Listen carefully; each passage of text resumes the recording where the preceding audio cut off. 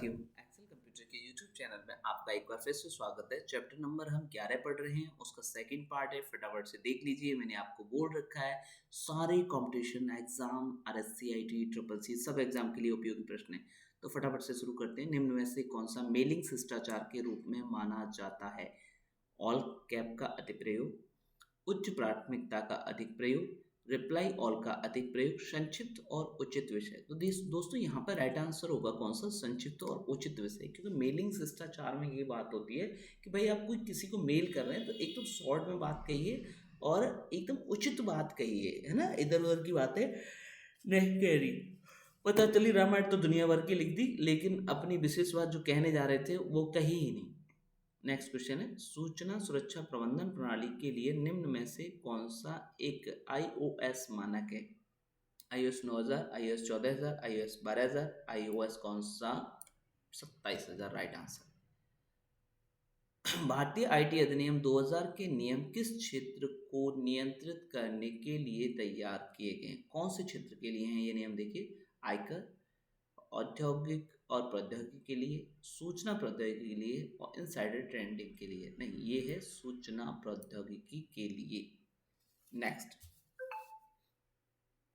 निम्न में से कौन इंटरनेट पर यूजर की गतिविधियों पर नजर रखता है और किसी अन्य तक पहुंचाता है? एडवेयर करता है इस काम को? नहीं। स्पाईवेयर करता है? बिल्कुल सही। मेलवेयर भी नहीं करता है इस काम को। उपरोक्त में से कोई नहीं, यो नहीं हो सकता क्योंकि स्पाईवेयर इसका राइट आंसर। नेक्स्ट, वर्ष 2000 में किस वायरस ने लोगों को आई लव यू सब्जेक्ट के साथ ईमेल भेजा? देखिए, एक फ्रॉड हुआ था वर्ष 2000 के अंतर्गत। एक ईमेल के अंतर्गत आई लव यू सब्जेक्ट डाल करके और लोगों को एक फ्रॉड मेल किया गया था जिसके थ्रू वायरस भेजा गया था। अब लोग क्या है, ऐसे शब्दों में फंस जाते हैं। तो वहाँ पर पूछा है कि कौन सा वायरस था। तो ये वायरस देखिए, love letter, no, love bug. कौन सा वायरस था? लव बग वायरस था वो। ठीक है, कुछ लोग उसे आई लव यू वायरस मान लेते हैं। ठीक है, आई लव यू सब्जेक्ट आया था ईमेल में। निम्न में से कौन प्रतिष्ठित ऑनलाइन भुगतान पोर्टलों में पाई जाने वाली एक सामान्य सुरक्षा सुविधा है? कौन सी सामान्य सुरक्षा सुविधा है? देखिए, केवल क्रिप्टो करेंसी में भुगतान करना, बिल्कुल गलत बात। HTTPS के बजाय STTP में भुगतान का अनुरोध करना, अरे भैया ये तो काम खराब हो जाएगा। इसमें तो सिक्योर है, इसमें तो बिल्कुल भी सिक्योर नहीं। यूजर अकाउंट के लिए टू फैक्टर ऑथेंटिकेशन, ये राइट आंसर है आपका। भुगतान प्रक्रिया के दौरान पॉपअप विज्ञापन, नहीं, गलत। यूजर अकाउंट के लिए टू फैक्टर ऑथेंटिकेशन। नेक्स्ट, जब कोई व्यक्ति कंप्यूटर का उपयोग करके लोगों के एक समूह को हानि पहुंचाने का प्रयास करता है तो उसे क्या कहा जाता है? लोगों के एक समूह को जो हानि पहुंचाने का प्रयास करता है, ऐसे को क्या कहते हैं? Cracker, social engineer, cyber terrorist. ऐसे को क्या कहते हैं? Cyber terrorist. टेररिस्टों का भी काम एक समूह को नुकसान पहुंचाने का होता है, ऐसे ये साइबर टेररिस्ट होता है। पासवर्ड अटैक्स के संदर्भ में की लॉगर क्या है? पासवर्ड अटैक के संदर्भ में की लॉगर क्या है? देखिए, सॉफ्टवेयर जो रैंडम पासवर्ड उत्पन्न करता है। नहीं। दुर्भावनापूर्ण सॉफ्टवेयर जो किसी को क्षति पहुंचाता है, ऐसा सॉफ्टवेयर दुर्भावनापूर्ण जो किसी भी व्यक्ति को क्या पहुंचा देता है? क्षति पहुंचा देता है, कीलॉगर। एक वायरस जो सबसे पहले अपार्टनेट पर पाया गया। ठीक है, एक वायरस जो सबसे पहले अपार्टनेट पर जो पाया गया वो कौन सा था? क्रीपर। कौन सा था?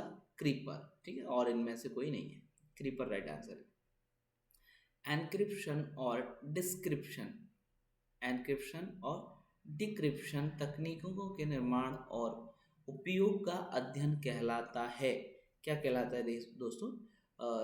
Cipher, cryptography. क्या कहलाता है? Cryptography right answer. नेक्स्ट देखिए, निम्न में से कौन आपको स्पैम से नहीं बचाता? स्पैम से कौन नहीं बचाता आपको? फिल्टर्स स्पैम से नहीं बचाते क्या? बिल्कुल, फिल्टर्स स्पैम से नहीं बचाते। अर्थात पॉपअप ब्लॉगर बचाता है, ईमेल रूल्स बचाता है, स्पैम ब्लॉगर बचाता है, सब बचाते हैं स्पैम से हमें, सिर्फ फिल्टर्स कोई स्पैम से नहीं बचाते।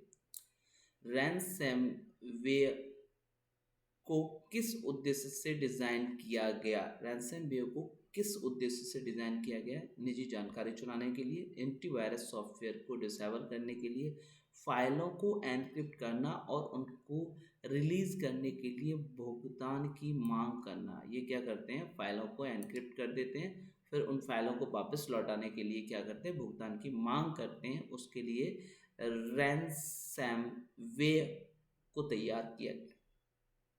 साइबर सुरक्षा के संदर्भ में फिशिंग क्या है? साइबर सुरक्षा के संदर्भ में फिशिंग देखिए, एक प्रकार का मेलवेयर है। किसी सिस्टम तक अनाधिकृत पहुंच है। संवेदनशील जानकारी शेयर करने के लिए व्यक्तियों को ठगने का प्रयास। संवेदनशील जानकारी शेयर करने के लिए व्यक्तियों को ठगने का क्या है? प्रयास है। ऐसे कंप्यूटर प्रोग्राम जो अटैकर्स द्वारा आपके कंप्यूटर तक रूट या प्रशासनिक पहुंच हासिल करने के लिए डिज़ाइन किए गए हैं। ये कौन से हैं? बैकडोर, रूट किट्स, मेलवेयर और एंटीवेयर। ये है रूट किट्स, आपका यहाँ पर राइट आंसर है।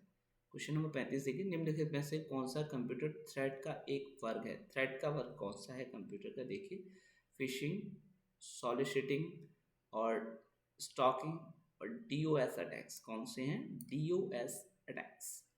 कल मैंने इसकी फुल फॉर्म बताई।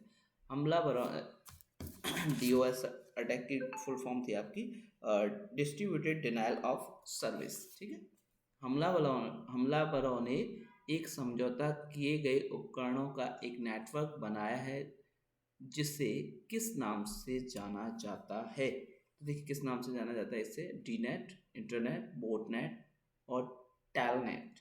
तो कौन से नाम से इसको जाना जाता है? बोटनेट के नाम से जाना जाता है।